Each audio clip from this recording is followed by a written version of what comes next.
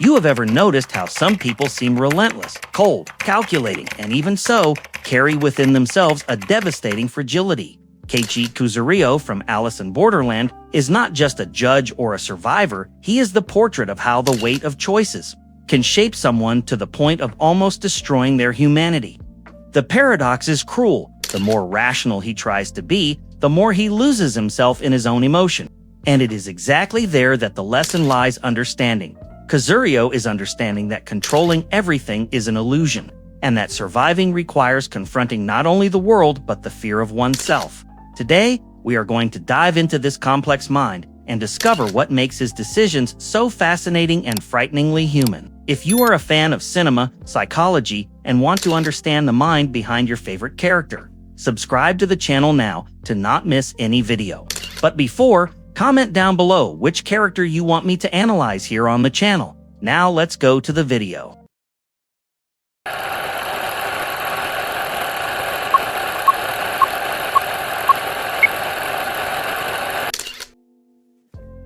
Kuzuryu is that type of character who carries silence as armor. First of all, he is not a villain, nor a hero. He is a man trapped between what is fair and what is right, and these two things, let's be honest, rarely walk together. In the court, he was a judge, a symbol of reason, someone who believed that truth could be measured in evidence and arguments. But in the distorted world of Alice in Borderland, where right and wrong mix with the survival instinct, this belief begins to crumble.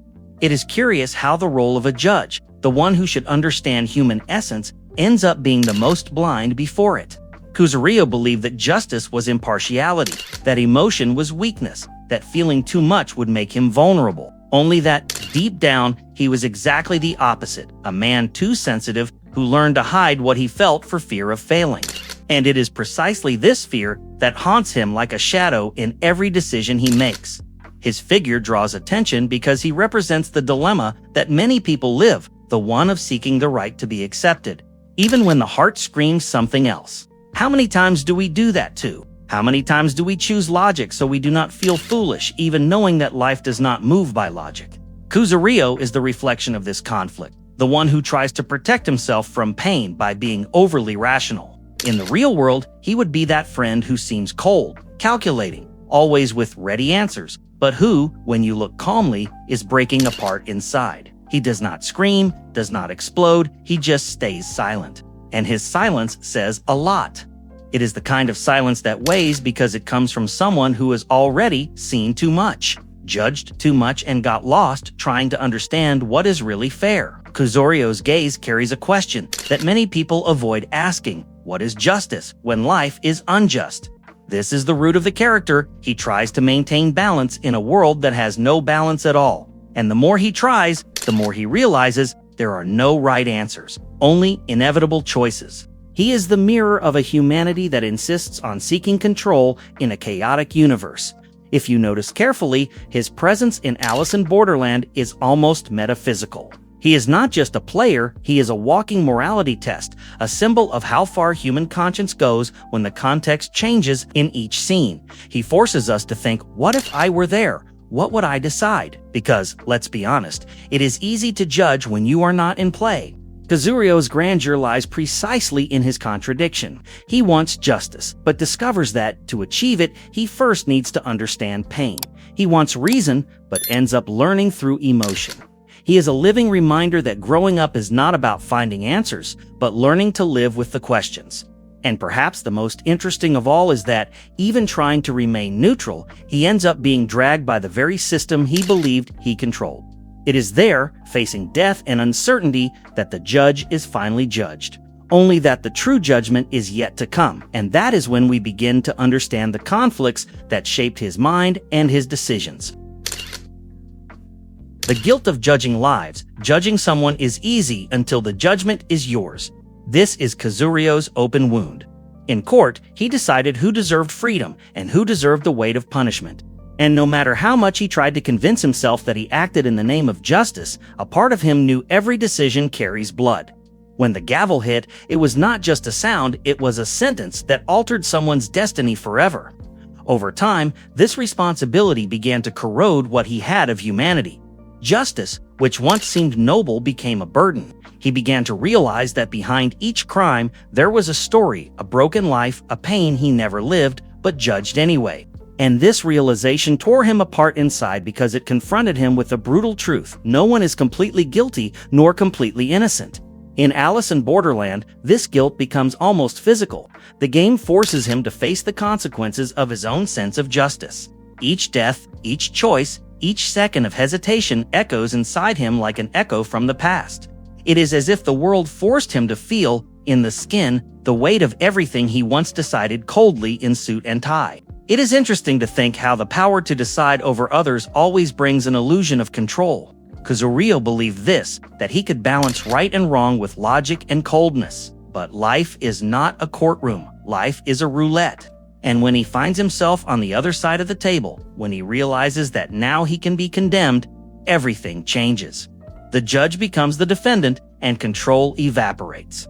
This is a point where the viewer identifies without realizing it, because somehow we have all already judged someone without knowing the full story. We have looked sideways, we have condemned in silence, we have pointed fingers. And, like Kuzuryu, we discover that this judgment hurts more the one who does it than the one who receives it. It is the burden of conscience, the one you carry alone. Even when the world applauds you for being right, there is something profoundly human in this paradox. Society needs rules, but the heart does not always understand rules. Kuzuryu lives this abyss daily, the distance between what he believes to be duty and what he feels is right. And the more he tries to hide behind reason, the more he realizes that reason is a fragile shield before empathy.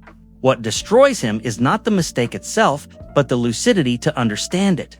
He sees the faces of the people he judged, even when he closes his eyes. He asks himself silently how many lives he really saved, and how many he only destroyed with the weight of the law. This is the invisible scar he carries, and perhaps the reason why his posture is so rigid, because deep down, he tries to convince himself that he is still worthy of judging. But the truth is that the game of Alice in Borderland is not about justice, it is about survival. And there, the man who judged lives will need to face the cruelest judgment of all that of himself. Only that the problem is that guilt is not the only ghost that follows him. The next one is about to tear apart what remained of his belief in morality. The dilemma between logic and emotion, Kuzuryu always believed that thinking was safer than feeling. Since the court, he learned that emotion clouds judgment, that empathy weakens reason. But the world of Alice in Borderland is the place where logic becomes useless.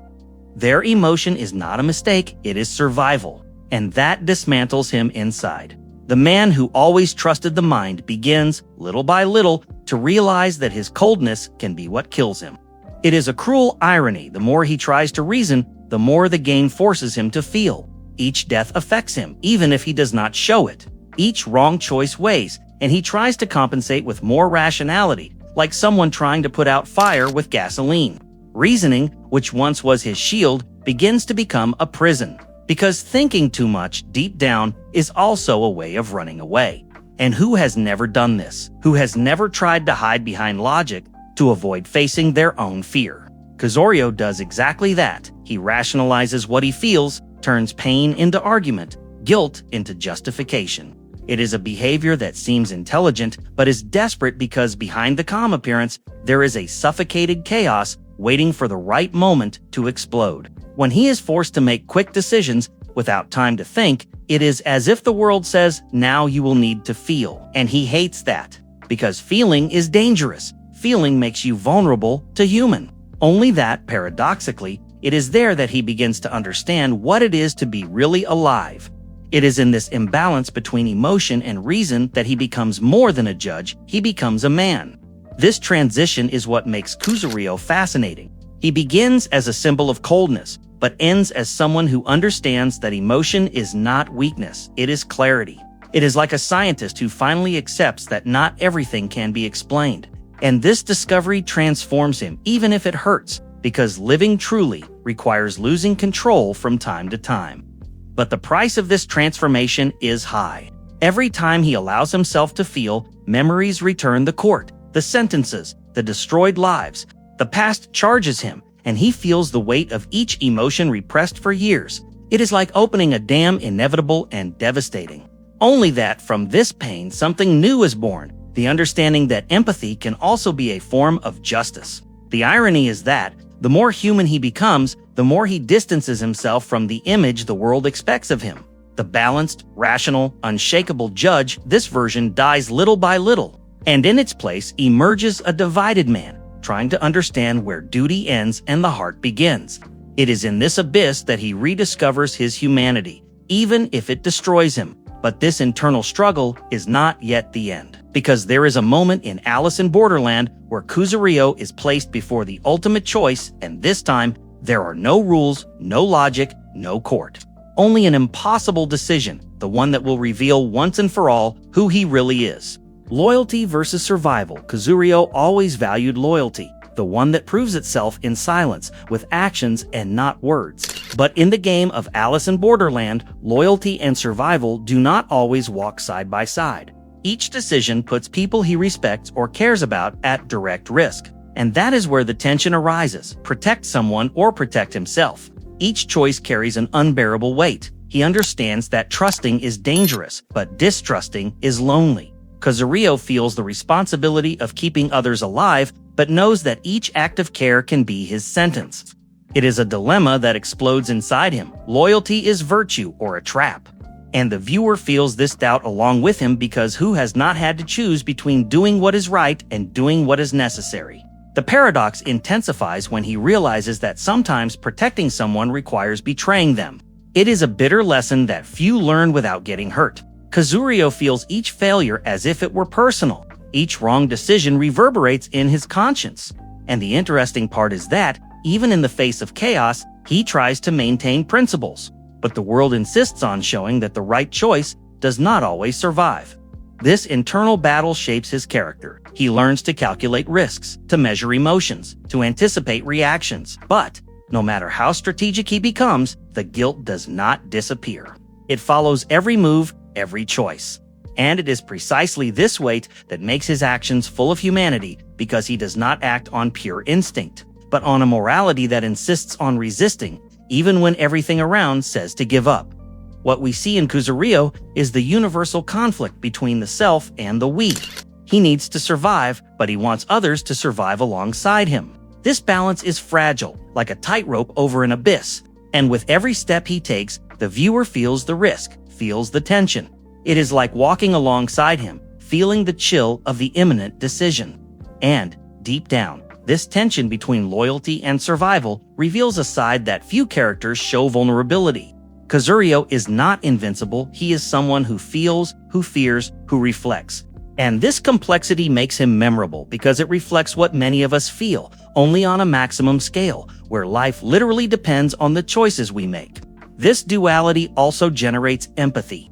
The audience understands that he is not perfect and that each act of kindness or protection is accompanied by fear and uncertainty. Kuzuryu teaches that being loyal is not always comfortable and that survival requires painful decisions. It is a constant dance between instinct and conscience. And even when it seems that he finds some balance, the next threat arises: a world that offers no guarantees, only challenges. Loyalty and survival will never be resolved, only constantly tested, and it is in this cycle that the next conflict of the character begins to emerge, even deeper and more personal. Control versus chaos. Kuzuryu has always had an almost obsessive need to control everything around him. As a judge, he believed that rules and logic were enough to maintain order. But the universe of Alice in Borderland is the opposite of any control: unpredictable, brutal, and chaotic. And this forces him to confront a truth he would never admit: not every situation can be dominated. At first, he tries to create strategies, to plan every step, to anticipate every move. But each attempt fails cruelly, reminding him that control is only an illusion. The frustration is constant. The man who always trusted logic is now reminded of his vulnerability every second. It is a silent battle between his organized mind and the disordered reality around him. Chaos teaches him painful lessons. Each moment of loss or betrayal is a reminder that there are no guarantees, no safety. He learns little by little that trying to impose absolute order only generates anxiety and suffering. It is like holding water with your hands. The harder you try, the more it slips through your fingers. This metaphor applies to his entire life within the game. This internal struggle also reveals his deepest human side. He feels fear, anger, despair, but needs to mask everything with rationality. It is a conflict that anyone who has faced out-of-control situations knows: the desire to dominate the possible and the recognition that some forces simply cannot be contained. Curiously, it is in this clash with chaos that he demonstrates creativity and adaptability. Each challenge forces him to reinvent strategies, to improvise, to accept the unpredictable. It is a silent transformation. The man who sought absolute control begins to learn that flexibility can be more powerful than rigidity. But this acceptance comes with pain. Each mistake is amplified. Each loss is felt as a personal failure. And even when he finds ways to survive, the feeling of powerlessness remains. It is a constant reminder that the world is not fair, nor predictable, nor kind, and he needs to learn to live with it. The contrast between control and chaos also creates narrative tension. The audience realizes that with each step, Kuzuryu is tested in his psychological limits. He becomes a more complex character, where intelligence does not guarantee victory and emotion is not weakness. Each decision carries weight and meaning, making each scene tense and engaging. And so, even when he adapts, the chaos does not disappear. He only learns to dance with it, to balance reason and instinct. But this balance is never permanent. Soon, another challenge arises, even more intimate, that will directly touch his sense of identity and morality. Identity and morality. Kuzuryu has always defined himself by the role he played: judge, guardian of justice, rational figure. But in Alice in Borderland, roles do not exist. There is only survival. He is confronted with questions that have no easy answers. Who is he really when the rules disappear? And how far is he willing to go to stay alive? This identity crisis is silent, but devastating. Each decision forces him to ask if he is still the man he believed he was. He acts to survive, but morality follows him like a constant shadow. The feeling of betraying his own principles corrodes his conscience, and each choice becomes a test of the man he wants to be versus the man he needs to be. The audience feels this tension almost physically. Kuzuryu finds himself in situations where the line between right and wrong dissolves. Each act of violence, each necessary betrayal, is a mirror of what humanity is capable of when pressured. And he sees himself reflected there, uncomfortably close to what he always judged abominable. It is at this point that the complexity of the character shines. He does not surrender to amorality, but understands that living in a chaotic world requires painful adjustments. Identity, once rigid, becomes malleable but never non-existent. It is a constant exercise of self-knowledge under extreme pressure, something that few characters experience so intensely. The moral dilemma also reveals his emotional intelligence. He recognizes the impact of his actions on others, but needs to balance that with his own survival. Each decision requires deliberation, analysis, and courage, and the viewer realizes that this balance is fragile, always on the verge of collapse. There is something deeply human in this struggle, the need to define who we are when all certainties disappear. Kuzuryu shows that identity and morality are not static. They are tested, shaped, and sometimes broken until they meet again, stronger or transformed, depending on the choices made. The weight of morality makes him a memorable character. It is not just survival that matters, but how he survives. Each action carries internal judgment, and each hesitation is a silent battle between who he wants to be and who the world demands he be. And even with all reflection, the line between right and wrong continues to move. Kuzuryu realizes that morality is not a ruler, but a labyrinth. And it is in this labyrinth that his next challenge arises, a final test that will question everything he has learned about himself and others. Confronting death for Kuzuryu. Death has always been a theoretical concept, distant, something he judged in others in court, but in Alice in Borderland, death becomes personal, inevitable, constant. Each game, each second is a cruel reminder of his fragility. He can no longer analyze coldly. He now needs to feel, react, and accept that the end is a real possibility. This confrontation transforms the way he perceives life. What once seemed trivial or controllable now gains urgency. Each choice carries absolute weight, and he finds himself questioning everything: his beliefs, his strategies, his relationships. Death is no longer a concept. It is a constant presence that shapes his actions and thoughts. The fear of death also awakens brutal honesty with himself. he realizes that no pretense withstands the imminence of the end. Each mask he wore, each facade of rationality, becomes useless before mortality. And it is in this shock that he begins to recognize who he really is, without defenses, without titles, without illusions. Curiously, it is this same fear that drives him. Awareness of death makes his decisions faster, his strategy sharper, his perception more intense. He understands that survival requires courage, not just intelligence. And each instant becomes a test not only of skill, but of character.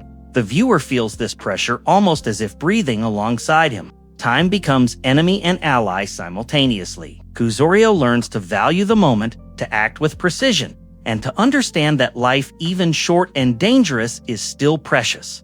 This conflict also reveals the emotional complexity of the character. He feels fear, but is not paralyzed by it. Death is terrifying, but it is also a mirror that reflects his humanity, his flaws, and his capacity to adapt. It is a constant dance between terror and acceptance, between survival instinct and deep reflection. What makes this confrontation fascinating is that it is not limited to himself. He observes death around him, in the choices of others, in mistakes and successes. And this redefines his understanding of responsibility and morality. Each lost life and each survivor shapes his character and future decisions even more. And even when it seems he finds some peace, death never disappears. It remains as a subtle, almost poetic reminder that life is fragile, unpredictable, and precious. It is in this state that Kuzuryu's cycle of conflicts closes, but also opens the way for deeper reflections on who he is and who he could become. So, what did you think of diving into the mind of Keiichi Kuzuryū? Which decision of his surprised you the most, or made you reflect on how you would react in extreme situations? Tell us in the comments and let me know which character you want me to analyze in the next video on the channel. Do not forget to subscribe and activate the bell so you can continue following deep analyses that help you better understand the characters and even human nature itself.